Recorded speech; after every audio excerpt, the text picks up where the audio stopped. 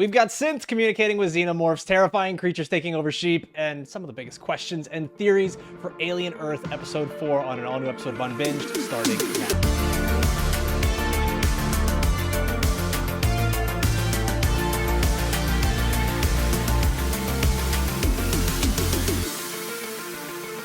Welcome to Unbinged, the podcast where we break down the shows you love to binge. I'm your host, Alfredo Brown. Joined as always, I got Jagger May, Samantha Holt, Matt Kaufhammer, and today we've got a brand new format for you guys. So here is how the show works. We are going to break down the biggest questions from Alien Earth Episode 4 with our theories, while you let us know what you think in the comments down below for those of you watching on YouTube. And then for each show, we're going to decide what we call the lore master amongst us, who will be the designated expert who's going to decide which co-hosts have the best takes throughout the show, declaring them the winner by the end.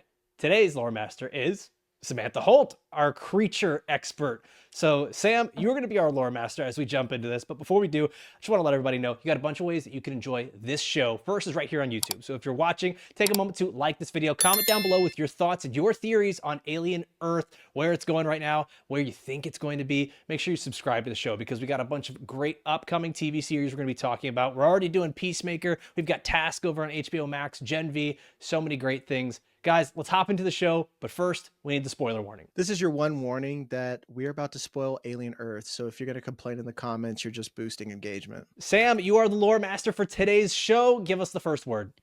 All right. I feel like there's a lot of buildup in this episode, and what my big question is, what's the first domino to fall? Is it going to be Kirsh, who's clearly tired of Boy Cavalier and all of his shit, also being privy to slightly wanting to look to steal a xenomorph? Is it going to be slightly successfully getting Joe, Wendy's brother, impregnated by an alien? Or is it going to be Nibs crashing out, who clearly is going through a mental breakdown? The other one that is the last one and really fun one that might happen first is the alien eyeball going inside the sheep. Is that one going to be the next one to escape and jump into a human or possibly synthetic body? Oh, brother. Yeah, it's a lot. Brother. What is We're the first in domino to danger. fall? There's a lot. Like, We are what if a domino's not even the metaphor? Like, to me, it's just adding Mentos and a Diet Coke. It's just all, it's all gonna fucking explode. Yeah, it's a powder keg and every single match is lit. And the question is, which thread is the shortest? So what's likely going to happen first? My bet is Kirsh because he sees everything that's happening.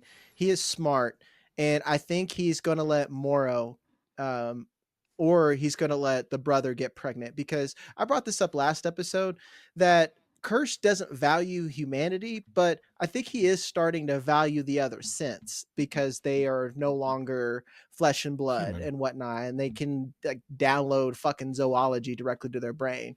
And he's going to use old boyo over there as bait. And of course, we're going to have xenomorphs loose. We already have one loose that I think it's just kind of insanity at this point, that right now, and Coffee Cut talked about this pre-show, Kirsh is kind of like a conductor to like the worst fucking symphony ever right now, I think. Murder Symphony. Yeah. Honestly, like I don't think we can point to one thing going wrong. I think it's gonna be, like you said, Jack, everything going wrong at once. And as soon as the first, going back to the metaphor, that first domino falls, everything's gonna explode. And you see it in the hubris that Boy Cavalier has in that scene with the eyeball monster, where he wants it to focus on him, so the eyeball monster can know that he's the one in charge. And I think that's going to be his downfall at the end, is he's going to think he's smarter than everyone, even though he has literally surrounded himself with synthetics that can be smarter than him in an instant by downloading the right books, and then creatures that have no value for his humanity or intellect, and they're just going to tear him apart. So we're literally building a powder keg inside of like a pressure chamber. So this is gonna go bananas in these last few episodes. All right, so Jag, you think it's Morrow, Kirsh, that kind of grouping there. Cough, you kind of seems like you think it's going to be a couple of different things. Like it's going to be the creatures. Yeah, I think it's gonna be a combination of maybe the xenomorph and the eyeball, and maybe Nibs and Curly doing something. I think it's going to be our synthetic kids here. I think it's going to be, they're basically unionizing right now. Like, yeah, we do want to see our parents. You can only hold these synths back for so long before they start not only asking questions but getting pissed off the way Nibs was. And like that's where I think all of a sudden we're gonna have a lot of fighting back, a lot of kind of changing the rules here in the compound, and all it takes is just one pissed off synth to go and hit the wrong button and we got creatures everywhere. So yeah, I think it's actually going to be the synths that end up being the first domino to fall and changing the whole structure of the dynamic there at the compound. Kids you are see a always the mutiny. perfect plot device. Yeah, you see a mutiny Absolutely. coming. Yeah. Yeah. That is mutiny. that not the best pirate metaphor here in this Neverland? Absolutely. Ah, Brings it back Fight like around. pirates or Indians. They're the pirates. They're gonna mutiny Yeah. against Yeah. Boy Cavalier, Captain Hook. Yeah. And Kirsch we has go. already started. It's like, are we friends? Let me. Like, if someone is in your room and they're like, "Why is there 3 monkeys here?" I'm like, "Fuck, a metaphor." All right, when's the resolution start? I'm gonna head out now. God, that's Amazing. great. Okay. So next biggest question here that we have from this episode. Why is Wendy able to communicate with the Xenomorphs? Like, what makes her so special? And we see here in the show that she's the only one out of the hybrids, and I keep calling them synths, they're the hybrids that can do it.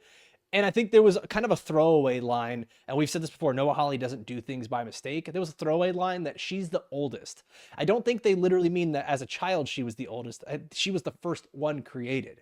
And I do wonder, with their ability to continuously get smarter, do they have this almost ability to evolve a little bit and continue to grow and expand and learn, where since she's just the first one to be able to speak to the Xenomorphs here, like what if all of these synths are able to start hearing the Xenomorphs and the other creatures and be able to communicate with them? That's why I think they could be the first domino to fall, and I think that there's so much that could be going on here with them.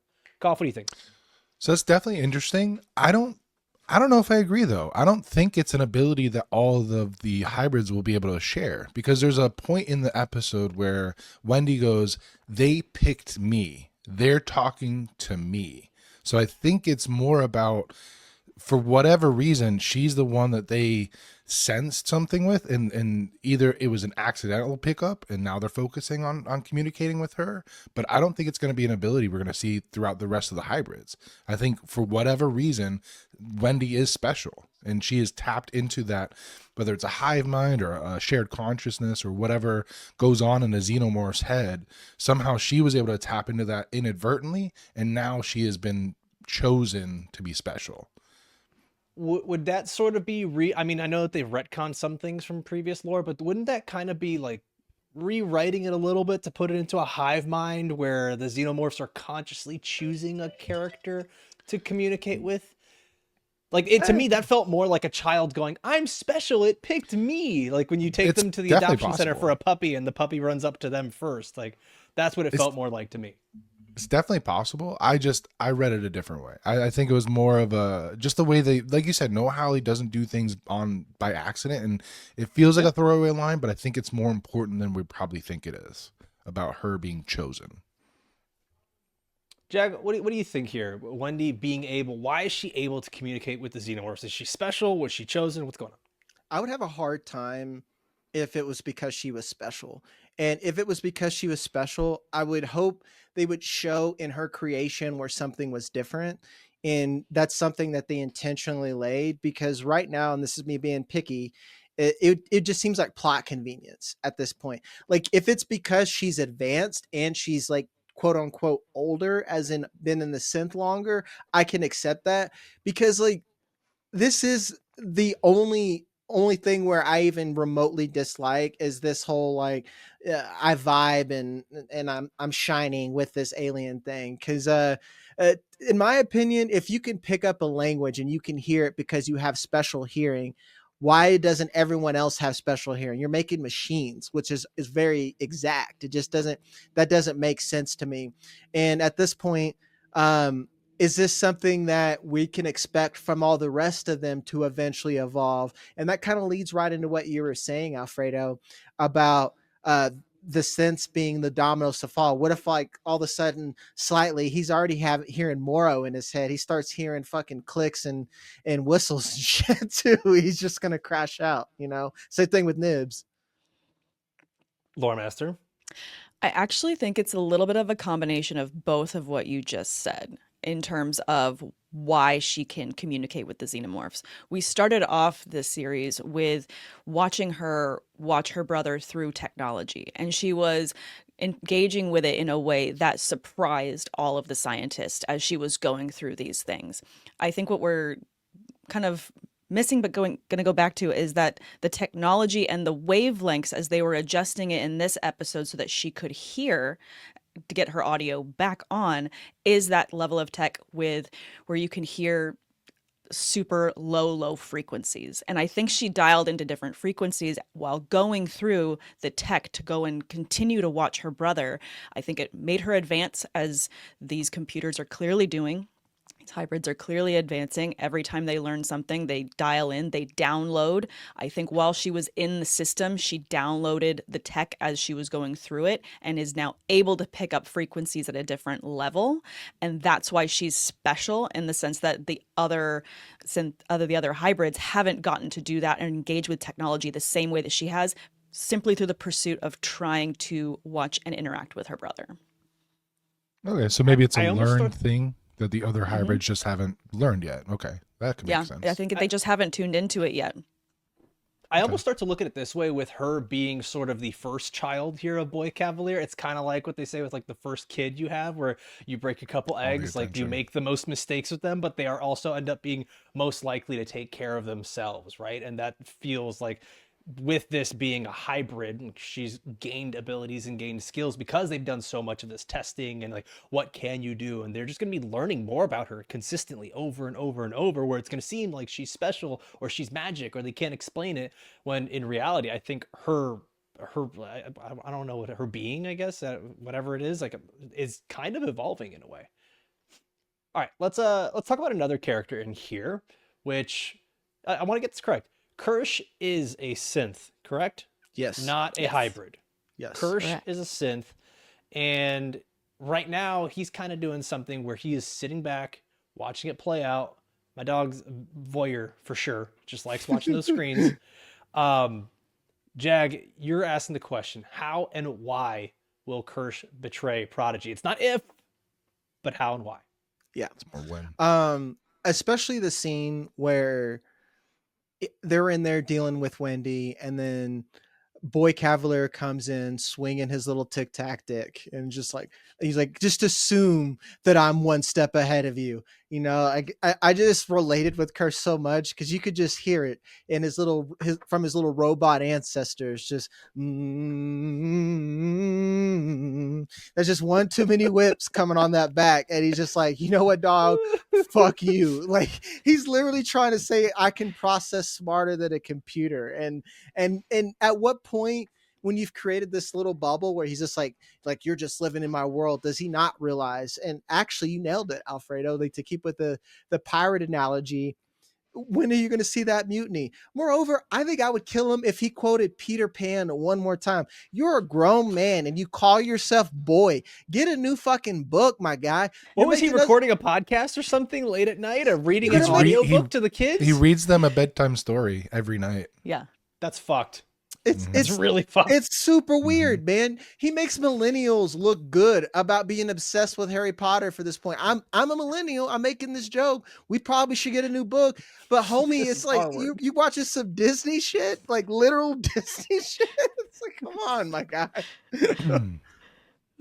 Oh, so the way I'm looking at it here with Kirsh, man, is like, it's essentially, I'm kind of piggybacking off of what you said here, Jag, is Kirsh as a synth, like, he is kind of like David. They are meant to be just ever curious, right? And ever learning. And that's something that we saw with David in Prometheus and the movies prior to this. And I almost liken it to a little bit like Brainiac from Superman, where it's just like, he just wants to know more. And right now, the way Boy Cavalier sort of just uses Kirsh as his Robin, like, he's just, you're kind of my bitch, go and do things for me. He's stunted any type of curiosity or learning. And I think this is one of those times where we might actually see Kirsh where he's going to do the scientific thing. I don't think he's going to actively betray Prodigy. I think he's just going to watch and let it all happen in the name of science and be like, ooh, what does happen if all of these synths, all these hybrids that were created turn on Boy Cavalier? That could be fun. Let's test out this hypothesis. It's like when Boy Cavalier goes up to the eggs, kind of. Kirsh sits there and watches it up until the last second. He's just like, you're probably going to die. Kirsh is the opposite of a helicopter parent. He's whatever the opposite would be. Like, just go light yourself on fire, break your arm, whatever. I don't care. Boys will be boys. You got to go get some trauma to be a person. He's the observer in this observation episode. But do you think he'll try to, because he obviously knows what's happening with Slightly. He can hear everything that's going on. He hears those conversations. Do you think he's going to try to nudge him towards picking Boy as the host instead of Joe? And that's how he gets his revenge on Boy Cavalier, is like, I couldn't stop Slightly from impregnating you with this chest burster. Oh no, you're going to die. And then just lets it happen. My argument is that's too direct. And what I've learned, if they keep on the theme here, a lot of it is you're playing jazz and it's taking opportunity when it happens. I genuinely think that eyeball is going to get Boy Cavalier. The way he's just like got like a boner watching it kill Shaun the sheep. And then he's just like, me, like, he's all like hitting his chest saying I'm him, because he just fucking sat behind glass flexing on the eyeball. And then Kirsh is the real one that's over there just like, this is a highly intelligent creature that's already problem solving. And then homie's still just like drooling. I was like, are you really 2 steps ahead, my guy? Or are you sitting here drinking your own Kool-Aid? You know? If he was 2 steps ahead, he would ship those things back to Utani and let them deal with the nonsense instead of keeping it in your secret lab. Like, what the hell? Or just leaving a xenomorph in fucking glass. Like, come on now. Like, this is some of the, there's a little bit of plot convenience that I'm having some trouble with, that I'm having to really ignore. Like, you're going to put this fucking lung with the you know what it is. It's no longer what it is hypothetically. And you're just like, yeah, we'll put it in glass and kind of see what happens. Do they know it's a xenomorph, or they only suspect? Because I think they don't know that this. Well, they know what a xenomorph is, but they do know what the origin was. Because that's all right. Well, I don't know. I mean, I guess it's not confirmed, Koff. I think you're. I think they knew exactly what they were doing when they took that little xenomorph tadpole and put it in a lung. Anyways, lore master Sam, what do you think? I love that everyone is just circling around in terms of the take on this one, because clearly there's plenty of options for how and why Kirsh is going to betray Prodigy. It's just when. And I think that he's a synthetic, and he's obviously so much smarter than Boy Cavalier is ever going to give him credit for. I feel like the way that he is going to betray him is going to be to rub that genius in his face and to prove him in a point that he is not the smartest one in the room, on the island, or out there. So I think I could be a little bit of everything, but I think the method in which he's going to betray Prodigy is going to hit towards Boy Cavalier's ego and infringe on his intelligence. I like Sam as lore master. You just kind of drop your lady dick on the table and tell us, like, you're all circling around it. That's cute. Here you go. She just Boy Cavaliered us. We just got girl cavaliered right here. You're welcome. That's what I bring. Just assume I'm 1 step ahead of you, boys. Sam Holt, emasculating men for 37 years. Okay, we kind of touched on this a little bit, but then the question here, Koff, you asked this question: what are the implications? Because the implications, guys, what are the implications of a xenomorph growing in a, not just in a lung, because they grow inside of people all the time, but inside of a still living person's lung? Koff? Yeah, this intrigues me. I mean, are we gonna see a behavioral difference in the xenomorph if it interacts with Joe in the future, which I think it will. I mean, are we gonna see almost like a recognition, be like, we share DNA, you're my father, and it's gonna like somehow protect him or keep him from being right? I mean, we kind of see that in later Alien movies. Like, I think Alien Resurrection does this with the Ripley clone and her weird child xenomorph baby thing. That movie's terrible, but are we going to see some sort of like tenderness, or is it going to just be typical, you're human, I'm xenomorph, you're getting ripped apart? I think it has to be that if they want to stay on brand, because like I like when the aliens are part of the environment. I'm okay with the evolution. Like obviously, if you're going to be born from like a dog, you're going to have different effects on there. Bipedal But or yeah, quadrupedal. exactly. But them being part of the environment and like now them whatever this is, to me that's a little bit jumping the shark. So I just hope that, hey, I'm born, I'm ready to fuck shit up. That's what I want on my alien. It's just like they don't really think about anything. They're just like, hey, you're scared and moving, I'm gonna fucking get that ass. And that's what happens. Yeah, I don't want my alien to care. I Yeah. don't want it to care. I like that this show and Noah Hawley is making us care about the creatures. It's making us care about the alien. I don't the give a Xenomorph. fuck about them at all. I don't want them to die. I don't know. I Well, liked but- Cobra Chestburster. He was cute. No, but like what I'm saying is like I think what my vibe from this show has been that some of the characters that I have had the most empathy for have been the non-humans, whether that's creatures, xenomorphs, synths, androids, That's a fair hybrids. point. Like I don't really care about the humans. I really don't. And to me, like they can all fucking die. Like watching that sheep get slaughtered was like that was rough. That was sad. That was really rough. Like I Sad. kind of just want the xenomorph to keep being the xenomorph. If that little baby grows up and looks at Joe and is just kind of like, "Oh, Dad." Yeah, Papa. Papa. What's the least cool thing that could happen from this? Is that the xenomorph actually speaks? Yeah, that would be the least cool. Ooh. Yes. That would be the least cool. Yeah, that would end 100%. Alien right there. I'm Yeah. not gonna lie. Even Especially if it Wendy speaks out of a petting little that mouth. alien, I thought was I thought was plot convenience a little bit. I'm like, why don't you just snap this fucking, The Cobra thing? kill it Because it's then. full of acid. Yeah, Have you I guys seen guess- the memes, by the way? That it's just like the ending of Spaceballs. The little Oh, where it alien does that a shouts, dancing "Hello, my tap- baby. yeah, Hello, my honey." Amazing. Like it was Check, weird. She please. was like this kind of snake charmer looking thing there as she's talking to it. I don't want that. I don't want that for like I don't need the xenomorphs to be making relationships with the hybrids. let me whisper in your ear. So you don't want Wendy to be. God. You don't want Wendy to be a synthetic queen, a synth queen. No, Slay. no, I really don't want that at all. All right, Lore Master, your thoughts right. on this? I think tying a bow on it, I think I'm actually curious the opposite. I don't think that just because the xenomorph grew inside Joe's lung, it's going to have an affinity for him. I actually think this could be an interesting level of protection because Joe has an artificial lung. And we are aware that when humans are near the eggs, they sense humanity and then open up. But don't do that around synthetics. And it doesn't seem to be doing it around the cyborg. So is it going to detect the technology inside Joe? And when Slightly tries to go and impregnate him, will the egg not wake up? I think that's more likely to happen in terms of technology having a play in with the aliens than anything else. So basically, you're saying that. Pacemaker, I was gonna say a I'm like, pacemaker. thank God. Yeah. Yeah. Yeah, I was gonna say all we need to do to defeat the xenomorphs is everybody get a pacemaker and you're fine.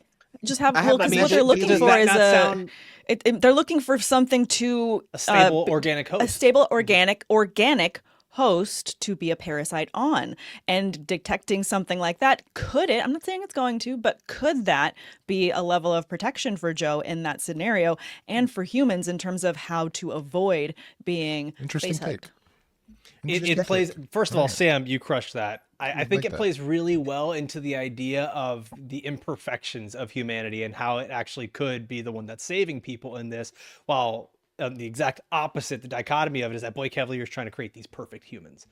Like, damn, Sam. It's Darwinism too. That goes into how predator and Survival of prey the fittest. works. That Mhm. because like literally Xenomorph be like, man, you little weak ass nigga. I'm not gonna get you pregnant. Get out of here. I'm not gonna get you. Don't get too pregnant. You're not worth my seed. All right, Don't so say seed. that was gross. Don't do that. Don't. No. Well, that's better than the All right, alternative. next on Sam. here. Sam, lore master, your question. You are our creature design expert. You love creatures. Do you have your xenomorph with you right now? I do. He's my little Yes, guy. show us this. Yay! Let's hear it. Let's get a little ASMR. There you That's go. some tongue punching for our audio users. That's some tongue punching right there. Tongue punch the mic box. Another Oh, phrase to no. not use in the show ever again. Tongue punch. Sam, you're asking the question, which creature poses the biggest threat to escape next? Because we saw some shit go down in this one. There's so many more interactions with the other aliens at hand that are captured, and that is my next biggest concern. Which of the other aliens is going to escape next? We obviously just saw the eyeball alien go into the sheep, do the really creepy standing on hind legs that is going to haunt cough streams. And then the very clear interaction with Boy Cavalier, with Kirsh, for this alien specifically. But we haven't had this level of in-depth, just them looking and focusing on a different alien yet. This is the second alien we're getting that. We still have another very deep interaction we need to get into with the blood bugs, with the big orchid flower. We have a lot more to go into in terms of these aliens. So I'm curious if the next episode we're going to get another in-depth look at one of the other creatures. And are we going to see one of them now escape? But really my big thing is which one escapes next? Which one poses the biggest threat? I feel like this eyeball alien could end up being the low-key MVP of being like the next one to escape, because clearly the end of the episode is an alien is out of the glass, so that's going to need to be captured. Yep. Jag? I'm all in on Eyeball Jones and Shaun the Sheep. I think that's the next one that's going to happen, and my money's on Boy Cavalier. And my only curiosity about that alien, does it absorb some of the intelligence from what it takes? Because if it takes over Boy Cavalier, it's like, cool, I've got, king of the castle. That's what I was going to say. Damn it. I have a chair, king of the castle. Do you think it'll keep reading Peter Pan? You think it'll keep reading Peter Pan though once it takes over Boy? Hopefully. That's the real question. Apparently he didn't read Asimov close enough, but he can read the fuck out of Peter Pan. So hopefully he'll read something else. I don't know. Maybe Fourth Wing. The Imperium trilogy. Smut books. It's actually a cycle with 5 books. So is that worse or better than Peter Pan, reading the smut books to your synthetic hybrid children? Definitely the smut books, because at least I know that Boy Cavalier knows what intimacy is at some point. Even if it's toxic as fuck. Honestly, I think we're gonna get a surprise from one of the there's like a fifth creature that we really haven't gotten much info about, and they're some sort of like flying bug type, and seemingly in like a swarm or a hive. And I think that might be like the surprise escape, because there's more than one of them, whereas the Xenomorph I think is a singular creature right now except for the eggs, and we have the singular Eyeball Jones monster. We've got 2 of the blood bugs, we have 1 of the Clip Bartons, and then we have a whole swarm of these other fucking things. So I think those are going to be the surprise escapees, because they're going to forget about them somehow, and then they're going to come out of containment, and you have a whole swarm of shit coming out. So I think we're going to get a surprise next episode. I think the eyeball monster might be a red herring, because everyone is focused on it. Like that. See, for me, I'm wondering, because I do think it's the eyeball monster. It's Eyeball Jones getting out. And I was going to say that I do think Boy Cavalier is its target, because you saw how it is just like watching and learning and observing, very similar to Kirsh. Standing I almost wonder menacingly. Menacingly. I almost wonder if it looks at something like Kirsh and says that thing is similar to me in that it is highly intelligent, but also indestructible. Like, I wonder how perceptive this creature is, because maybe it makes more sense for it to take over a hybrid like Nibs. Like, you don't think Nibs maybe goes a little crazy and starts like hanging out in the creature room, talking to creatures, getting a little weird? Like, I don't know. She might see it as her kind of like intertwining with another creature. It's like there's a lot of weird shit and a lot of weird ways this could go. But yeah, Eyeball definitely feels like the one that's most likely to get out. And I, after this episode, feels absolutely most dangerous out of all of them, even the Xenomorph. Yeah. I'm just All right. curious too if last point, I'm sorry. Yeah. He tried to attack Nibs, so like how much of it is just predatory, which is like, ooh, there's an eye, like just trying to snatch it, you Mhm. know, Mhm. and how much of it is like how intelligent is it is what I'm curious about, at that point. Like, is it Because picking its targets, or is it just like doing it instinctually on like you're nearby? exactly, yeah. Yeah, because it might be Okay, the shark well, type thing where it's like a shark takes a bite out of curiosity and then it swims off. So maybe that's what it was doing to Nibs, where it was trying to see if it could attach to her, and then when it couldn't, it went away. guys, let's get into the morality question that has been sort of plaguing this show and this episode more than ever, which is, are these children in synthetic bodies, or are these synthetics with the consciousness of a child? Because we're seeing the relationship with, and I'm gonna, instead of calling her Wendy, I'm gonna say Marcy and her brother Joe still, and like how she still very much is aware of things. She still has, even though they've said that these hybrids will not have emotions, she still very much has emotions for her brother, and we're seeing these other hybrids have emotions as well. I still think that I lean towards these being kids in synthetic bodies, and that it wasn't just a throwaway line from the two doctors that are saying like, hey, worst case scenario, we killed 6 kids. Best case scenario, we put 6 kids in AI bodies. Like, to me, these are still very much children, and they kind of need to be treated as such. What do you guys think, Koff?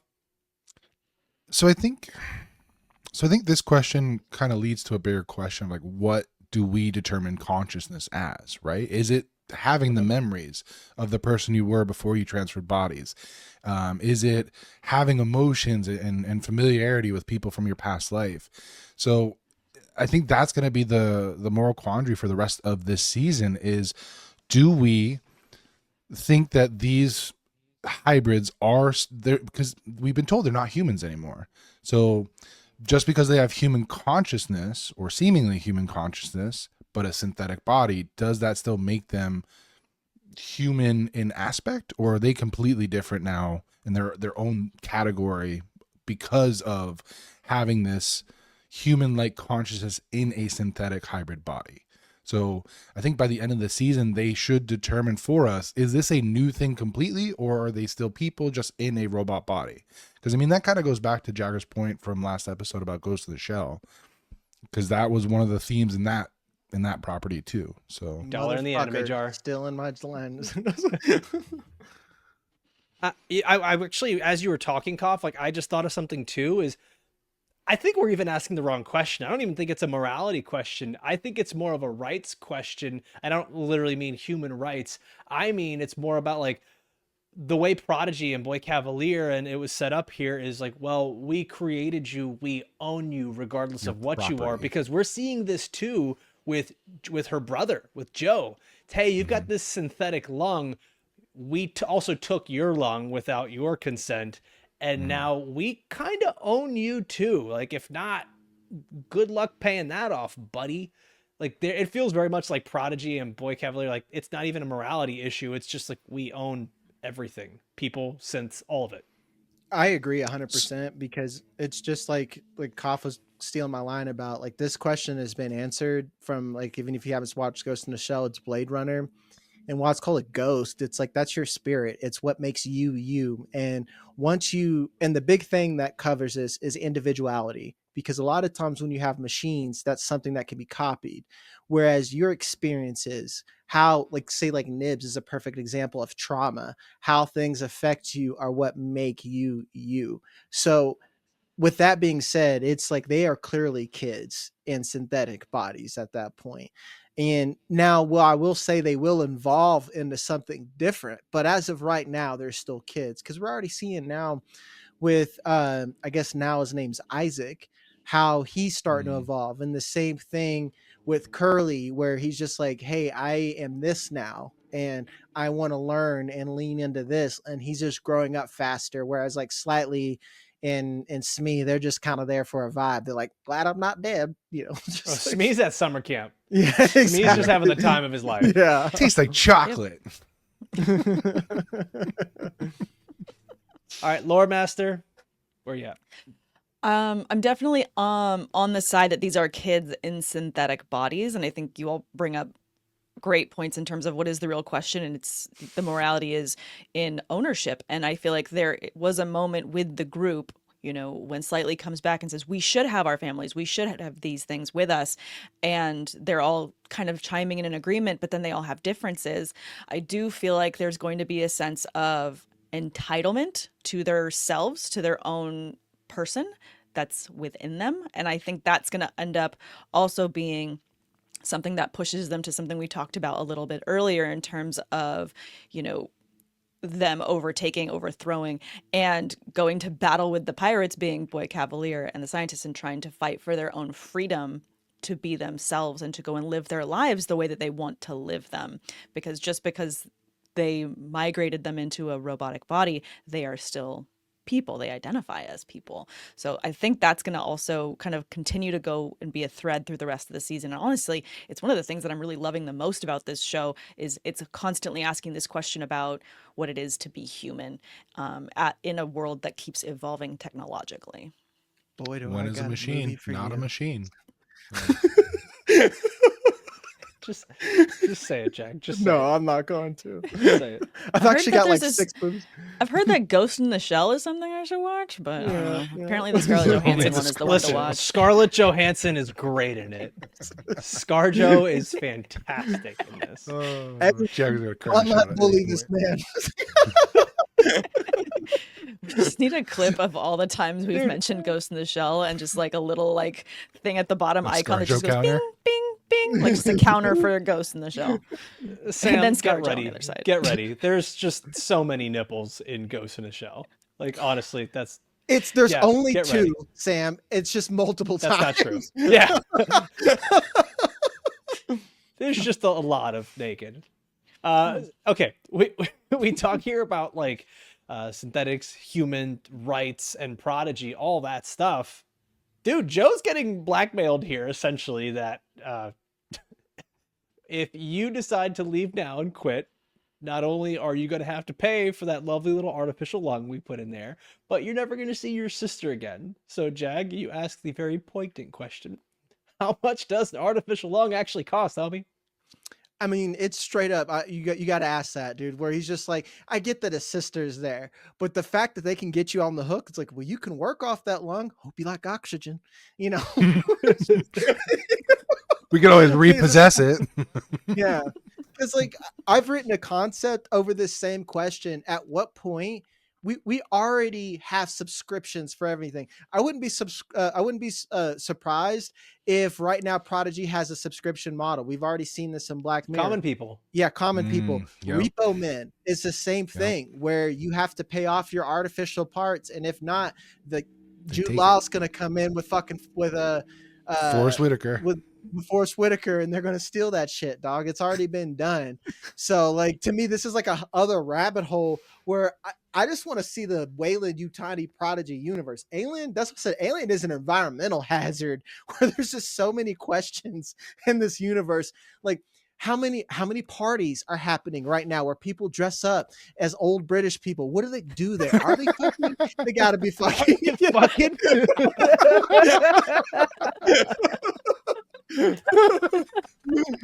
Oh God, fucking in a powdered wig sounds awful. Oh. They gotta be doing like what? It has to be a fetish. Like, what are you doing? Are those Remember future furries? colonizing? Oh, yeah. Cosplay, you know? Dude, so the artificial lung thing, like, I don't know how much it like matters how much it actually is. I think what it does is just shows like how fucking broke is Joe. What has been his job the whole time? Marine Everyone's medic, broke. they don't get shit. Everyone's get broke. nothing. You're either Post- broke as shit or you're hanging out post-capitalism. in white powdered wigs. Yes.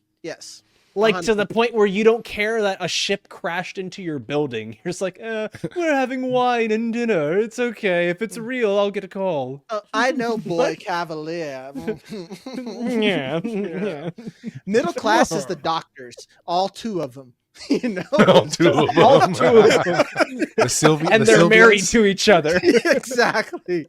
And there's clearly an age gap. They looked at each other. It's like, well, we're the only ones in our social class. It's like, But Dude, that I actually love- that makes me ask the question too, is I think with all of these kids, I think their families were all so poor that there was no actual way for them to have treatment. Like I think that's a step beyond the predatory thing of using children with fatal diseases, with terminal illnesses here. I think it was also just the families were so poor they had no other direction to turn. So we can basically just, it's kind of like what they did in Venom, where they just like they're testing consistently on homeless people. Like that's just kind of how it feels. Like they're just grabbing the bottom of society's barrel and saying, well, no one's gonna really miss you anyways. You're poor and dying. That's like, it's so fucked. I've never watched Well, Venom. it goes back to a central. It's not that great. It's like, I wouldn't have watched that movie. It's ungood. This is just another example though of one of the central themes of the Alien franchise, which is classism and the divide between the haves and the have-nots, and how these corporations are exploiting their workers for their own gain and using them as pawns and as experiments and just doing whatever the fuck they want to them without recourse. And you hear Joe actually mention it in the episode where he was talking about, we had these things called governments and they didn't work. And then these the five so funny. rose, the propaganda, bro, of the five rose up and fixed everything. It's like, no, they didn't. They broke everything in a way that now they can do anything they want without recourse because they're the ones that are controlling the world. So just, it goes to show the propaganda that they've placed to let oligarchical, like a technocracy overtake a regular government. So now you have Using a lot of big corporations. words right now, and I'm going to Yeah. take them as offense. So you should. So rich people controlling corporations that control the technology that then control everything. That's what it boils down to. And it's Mulder, fucked. not everything can be blamed on late stage capitalism. Yes, it fucking can. Thanks, Ronald Reagan. Lore Master, I actually Lore think Master Sam. I think that Koff's take on that question is spot on for me in terms of the root of the actual problem. Like, how much does it cost? Yes, he's trapped by that, but I think it's just this bigger level of what these five corporations have done to humanity as a whole in terms of the takeover, putting them in positions where they have no say, where in a way they're making the humans like they're parasiting off of them to get their working ethic and to continue to build technology off of them, not for them. They keep saying we're doing this for humanity to extend immortality for humans. I don't think that they're doing that. They're doing that to go towards the elite and everything to kind of bolster up those humans left that are extremely rich, but even those that have had, like cyborgs, have had artificial intelligence added to them. Morrow has had a certain level of prestige to what he's been doing for Yutani in terms of working up the ladder. I think that there's something very specific to that in terms of investment, and there is a lot of weight put on what they're investing into these cyborgs, synthetics, and hybrids, and they're going to be the ones that move humanity on rather than actually humans. They're working towards know about you guys. transhumanism, as that one guy told Joe, where they want to evolve past being a biological entity and have immortality, and whether that's through synthetic parts or some combination of, I don't know, biological manipulation, who knows. But that's this end goal for this corporation, but it's not for the masses, like you said, Sam. This is for the elites, the people that can fucking afford it. Yeah. Always has been. Yep. It's almost like we're living it now. Weird. Ooh. I gotta say, like, I audibly laughed out loud when Homie was just like, yeah, so we had these things called governments where you elect one person that helps make the decisions. It didn't work. And like, he just said it so fast and so flippantly. Fucking got me. Okay. We're talking about all these different characters, and there's one that we still have not brought up yet. We kind of did in passing, but Nibs. What is going on with Nibs here? Is this a little mentee bee? She suffering from PTSD? Could she actually have some sort of synthetic baby growing inside of her? Could there be? I mean, what else could this be? Is it something else? What's going on, Koff? So I think this is a combination of things. I think she was already unstable as a living child that was dying, and then they transferred her into this immortal body. And so she's struggling with that transition. We've seen her flashback when she was looking in the mirror. Like, she's still struggling to come to terms with now she's no longer herself, she's or her old body. So I think she's struggling with that. And then you have the PTSD of being thrust into like an active combat situation with literal monsters. And yeah, Kirsch was sitting there like telling him, you're not human anymore, you have nothing to be afraid of. But she's a 9, 10, 11-year-old brain that's still going to have some fear reactions. So I think we're having this mental breakdown plus PTSD plus the fact that I think she may have been a little fucked up beforehand anyway with her whole, like, I come from a farm, I know what fuck it is, and I know what Jesus is. And I think she was just the wrong candidate for this experiment. And now we're seeing everything that can go wrong with her from a mental standpoint. And RoboCop 2 did it the best, in my opinion. What happens when you put an unstable mind inside of an indestructible body? Bad shit. No, it was not on my bingo card for RoboCop 2 to get brought It's into totally today. on brand for Koff. You know that he's But yeah. Makes sense. Yeah. 80s his action brain movies, lives baby. his brain lives in the 80s, dog. But Not seriously, a single movie was made after 1989. but seriously, you put an unstable mind inside of an indestructible body and then try to tell it what to do. It's not going to end well. And Dame Sylvia got firsthand experience on that. It just goes back to the point we said, man. Like, these are kids in tanks. You put a kid in a tank and they're gonna throw little fits. Like what if Nibs had autism? Like what would you do then? Like, What if think she's about it, like, the type of- schizophrenic like or it's- bipolar or anything? some of these things that bipolar is another big one, or a lot of it's borderline personality disorder if you read the DSM-5. But like a lot of it is they don't know what these kids can be, and a lot of these disorders don't come up until they're like adolescents Teenagers at this point. Yeah. So it's like, cool, Curly, you might have put a serial killer in there. Let's find out next time on Teenagers in Tanks. And Teenagers in tanks. Yeah, it's kind of like the gamble. I'd watch that. It's like the new Love Island. A new tank just entered the villa, and it's just totally like some fucking kaiju. It's like a baby from Invincible. You just have like the baby. I want to be president. Dude, so I'll say this: what I think we're seeing, and everyone here has kind of nailed it, is what we're seeing is really a direct reflection of taking these. What even the doctors have said is they weren't ready to go out into the field.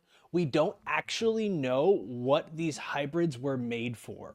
Were they made to be soldiers? Were they made to be prototypes of like the next perfect human organism or whatever it might be? Like, what could they actually be? And I think what we're seeing here is classic PTSD of what you would see from a soldier. Like an actual soldier going out into battle that was not really ready for it, that didn't enlist in an army, that didn't enlist to be fighting anything, and had this horrible traumatic event. And so, yeah, like you said, guys, this is still a child that hasn't developed a lot of the things in their brain that tell them who they are or their personality yet. And so the first thing that she can do is disassociate to, when was I most comfortable? It's being on a farm, understanding that Jesus makes miracles. Jesus was a miracle baby. The nuclear family of, you have the mom, the dad, the kid, like the whole thing. Like, this was sort of her comfort zone. It's like a child with their baby doll. This is my baby. And that's where I think Nibs is at this point. Yeah. Jesus loves me, this I know. And you're just like, Am I ain't gonna no baby Jesus Or you? the here, baby Xenomorph girl. tells me so. Yeah, exactly. Oh my gosh. Oh God, if Nibs can start communicating with the Xenomorphs, that's gonna spell even bigger trouble. It's gonna be Nibs problems. just knocking on the glass. Excuse me, do you have a moment to talk about our Lord and Savior?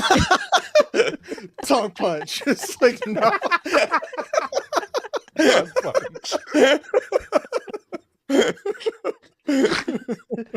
I forgot what I was gonna say after that.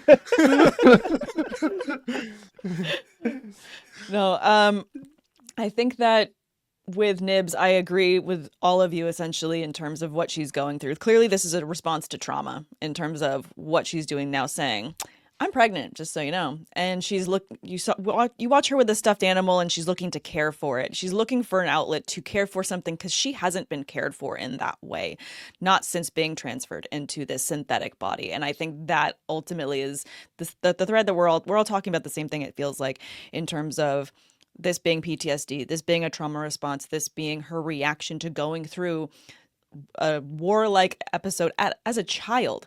So she's looking to find that level of care for herself, but she's going to go through it through an outside outlet. So I just feel like all of this is going to circle back, and it's not going to go a good way, because when someone has to actually address the trauma they were going into rather than continue to shield themselves, which this level of reaction is creating a shield and distancing, it's going to be even more problematic. So I don't think that we're at the end or even the peak of this break that she's having. I think this is just the slow uphill of this roller coaster that's about to take a huge plunge. And their reaction was Well, to put her in timeout. Do you think she's going to react well to timeout? No. Again, I don't think she realized it was timeout. Older now, she's an adult. That's solitary confinement, buddy. That's 5 to 10. You're going to the hole, girl. yeah, no, it's not going to be good. It's not going to be good. She's going to get unplugged or something's going to get tweaked in there. All right, well, we've made our way through the biggest questions and our best theories that we have here. Sam, you are the lore master. You get to decide which one of us won today's show for Alien Earth episode 4 and who gets the last word on today's episode. There were so many great questions that we posed going back and forth throughout this entire thing.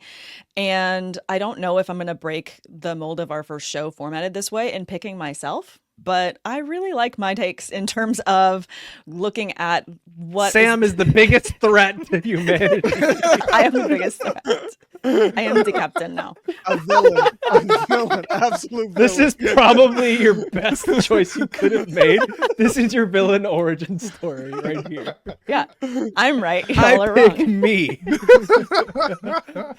It's not my fault you guys are playing checkers and I'm playing chess today, apparently. But it's just like, this is what it is. Girl Cavalier over here. Girl Cavalier.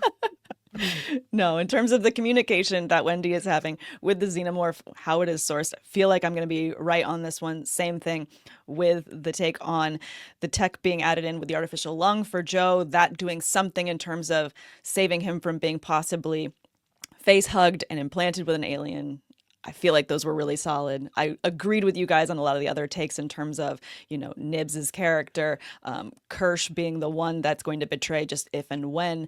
And in terms of what alien is going to escape, I already agreed with you guys in terms of the eyeball alien being that one. So sorry, guys. I don't know if I messed up the with format, yourself more. but I feel like I won today. That's fine. Sam is totally the meme of Obama giving himself a medal. Yeah, that's what I thought too. We didn't think this through far I'm enough. so proud of we me. didn't consider this. We didn't consider this possibility when we came up. There's going to be a new format next week. I broke it. Honestly, I love it. I love this is the perfect choice for it. Guys, we're going to be back again on Friday doing the exact same thing for Peacemaker Season 2, Episode 2. That one was a lot of fun, ton of theories and a ton of questions that we can be asking over there. As always, I want to thank everybody for watching or listening all the way through. For myself, for Jagger, for Koff, for Lore Master Sam, who gave herself the win today. We'll see you next time. Adios.